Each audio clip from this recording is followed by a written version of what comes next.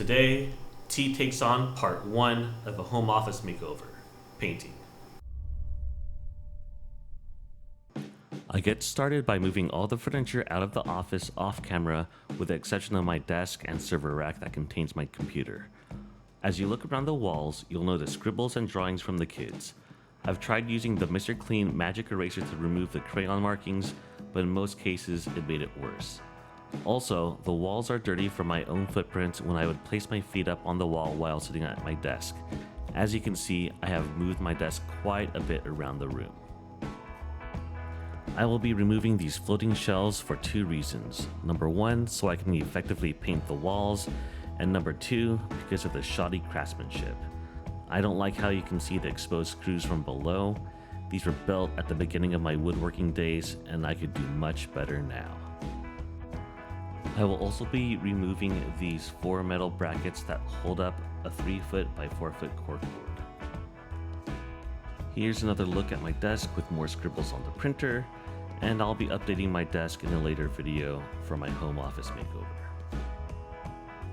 I removed the floating shelves simply by pulling them out. The shelves are hollow with a 1x2 frame between a 3/4 inch top, a 1/4 inch bottom, and a 1x3 face in the front.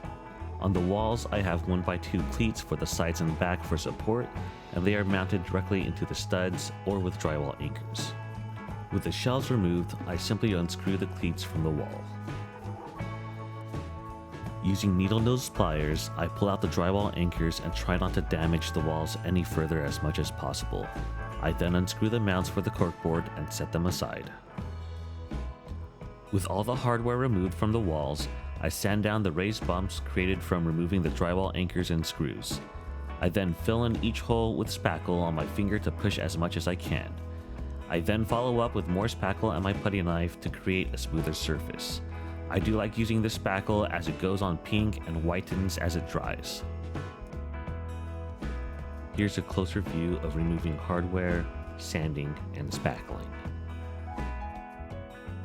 As the spackle is drying, I get to masking off the baseboards.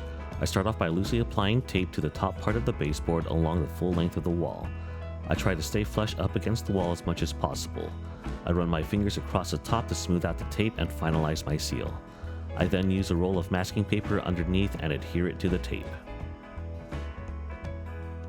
Unfortunately, after masking off the baseboard, I realized that I should have first moved my desk away from the wall and removed my blinds from the windows. Oh well, live and learn. With the desk out of the way, I go ahead and start masking off my windows.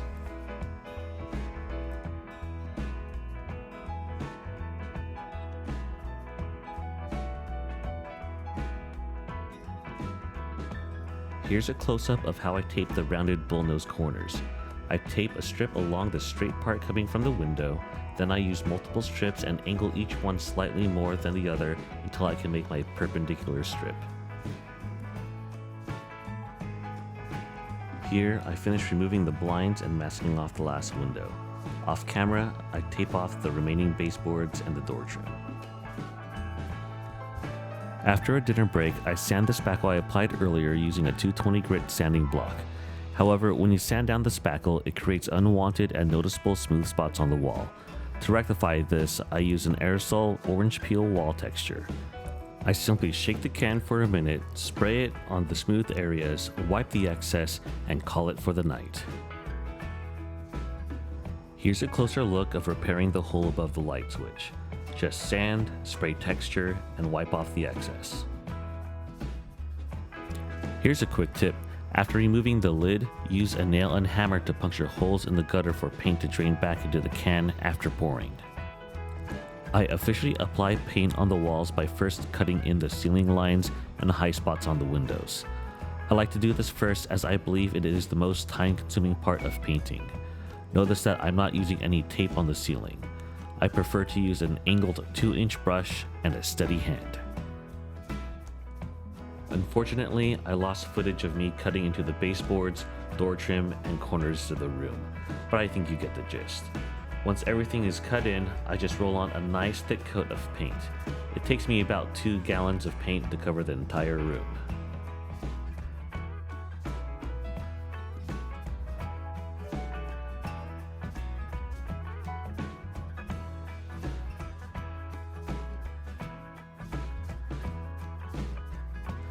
Last but not least, I paint the baseboards. I use 2-inch masking tape and apply it to the carpet as close to the wall as possible. I use the brown masking tape here instead of painter's tape because it adheres to the carpet better. I then use my painter's tool to press down on the tape so that it slides underneath the baseboards. I use 2-inch painter's tape on the walls, and with the prep done, I use a new 2-inch brush to apply the paint. I then peel off the tape before it dries. Here's the final product. The spackle, texture, and paint worked well. As you can see, you can barely notice the holes above the light switch. Taking a look around the room, the office looks so much cleaner. No more drawings or footprints on the wall, and I totally dig the paint color. It's gray, but when I open up the blinds, it gives off a blue hue. Off camera, I added a cable channel for the internet and telephone lines. Stay tuned and don't forget to like and subscribe because in the next part of the home office makeover, I will be updating my desktop, making a new server rack and filing cabinets, and later on, I plan on making some floating shelves with LEDs to fit into the niche. Thank you for stopping by, and I'll catch you in the next T Takes On.